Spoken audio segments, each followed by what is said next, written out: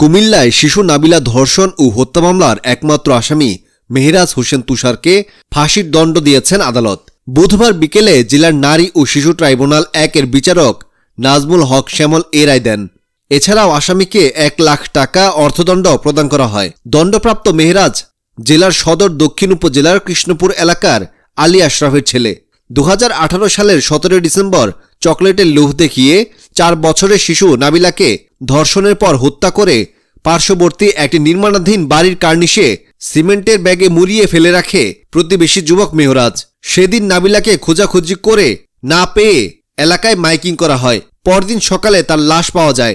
এই ঘটনায় শিশুর দাদা আব্দুল আজিজ বাদী হয়ে সদর দক্ষিণ থানায় অজ্ঞাতদের বিরুদ্ধে মামলা দায়ের করেন। পরে ঘটনায় জড়িত থাকার অভিযোগে ১৪ দিন পর আসামি মেহরাজ হোসেন তুষারকে গ্রেফতার করা হয়। দীর্ঘ ৭ বছর আদালতে মামলাটি বিচারাধীন থাকার পর বুধবার নারী ও শিশু ট্রাইব্যুনাল ১-এর বিচারক আসামি মেহরাজকে মৃত্যুদণ্ডাদেশ দেন। পতিত আওয়ামী লীগ সরকারের আমলে একবার জামিনে বের হন ধর্ষক মেহরাজ তুষার।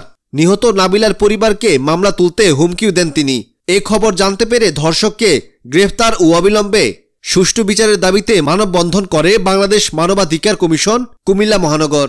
পরবর্তীতে তাকে গ্রেফতার করে এবং সাক্ষ্য প্রমাণের ভিত্তিতে ফাঁসির আদেশ দেয় আদালত। এ রায়ে আনন্দ প্রকাশ করে বাংলাদেশ মানবাধিকার কমিশনের নেতারা বলেন, আল্লাহ তাআলার দরবারে লাখো কোটি শুকরিয়া জ্ঞাপন করছি যে আমরা যে রায়ের প্রত্যাশা করেছিলাম সে প্রত্যাশিত রায় গতকাল প্রকাশিত হয়েছে।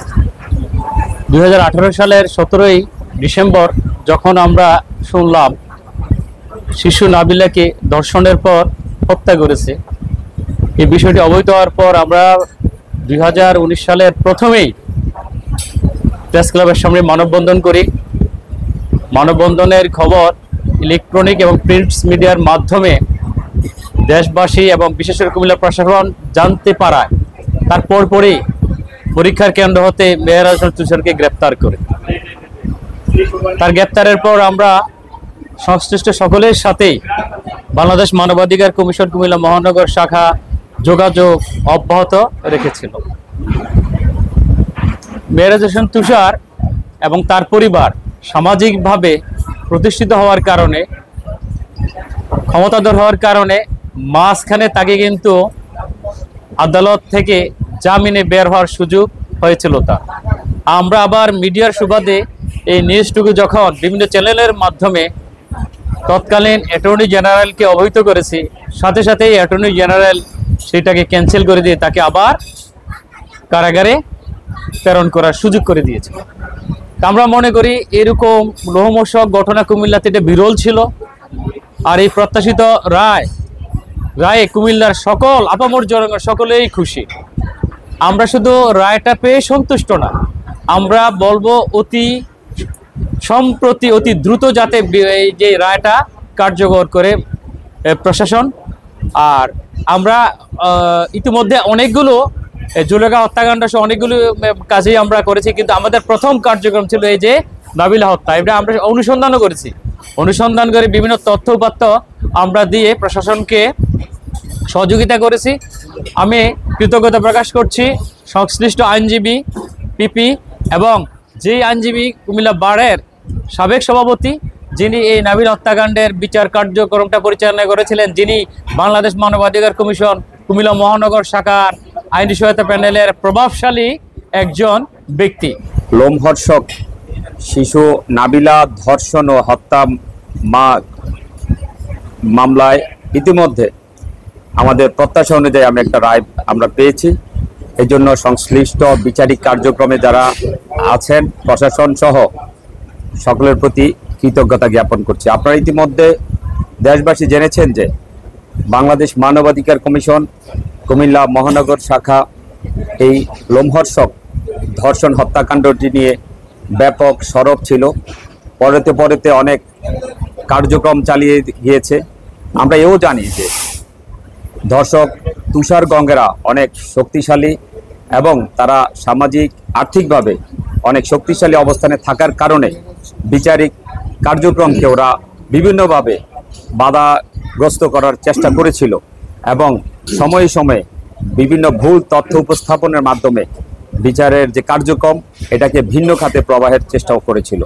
আলহামদুলিল্লাহ বাংলাদেশ মানবাধিকার কমিশন কুমিল্লা মহানগর সভাপতি জনাব মানবাধিকার বিশ্বব্যাপী যার স্বীকৃতি জনাব অধ্যাপক তারিকুল ইসলামের নেতৃত্বে যে কমিটি, তাদের জোরালো প্রতিবাদের এবং সংশ্লিষ্ট প্রশাসন বিচারিক কর্মকর্তাদের সহযোগিতার কারণে আমরা একটা কাঙ্ক্ষিত এবং দেশবাসী যেটার জন্য প্রতীক্ষা করেছিল এই রায় আমরা পেয়েছি। এই জন্য আল্লাহর কাছে শুকরিয়া জ্ঞাপন করছি। দক্ষিণ উপজেলার নাবিলা হত্যার গতকাল বুধবার মামলার রায়ে মেহরাজ হোসেন তুষার যে নির্মমভাবে ধর্ষণ ও খুন করেছে তার সেই রায়ে আদালত থেকে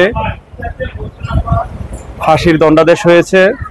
আমরা বাংলাদেশ মানবাধিকার কমিশনের পক্ষ থেকে তার জন্য সন্তোষ প্রকাশ করছি। গতকালকে নাবিলা চাঞ্চল্যকর নাবিলা হত্যা মামলার দীর্ঘদিন ধরে রায়ের জন্য নির্ধারিত ছিল।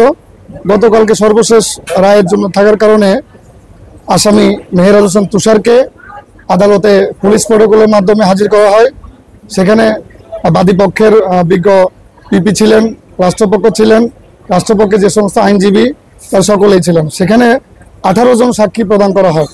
মেহরাজ হোসেন তুষারের বিরুদ্ধে টোটাল 18 জন সাক্ষী প্রদান করেন। সেখানে জেরা জবানবন্দি হয়। এই জেরা জবানবন্দিকে পর্যালোচনা করে বিজ্ঞ ট্রাইব্যুনাল এক শ্যামল নাজমুল হক শ্যামল উনি দীর্ঘদিন ধরেই এই মোকদ্দমাটির পর্যালোচনা করার পর সর্বশেষ গতকাল উনি এই বিজ্ঞ আদালত আসামি এবং বাদীর উপস্থিতিতে উনি জাজমেন্ট দেন। সেক্ষেত্রে আসামিকে 1 লক্ষ টাকা জরিমানা করেন এবং তার ফাঁসির দণ্ডের আদেশ প্রদান করেন। রায়ের পরিপ্রেক্ষিতে আমরা মানবাধিকার পরিবার একসাথে হয়েছি, কারণ আমরা এই হত্যাকাণ্ডের পরপরই আমরা খুব সোচ্চার ছিলাম এই পরিবারটির পাশে।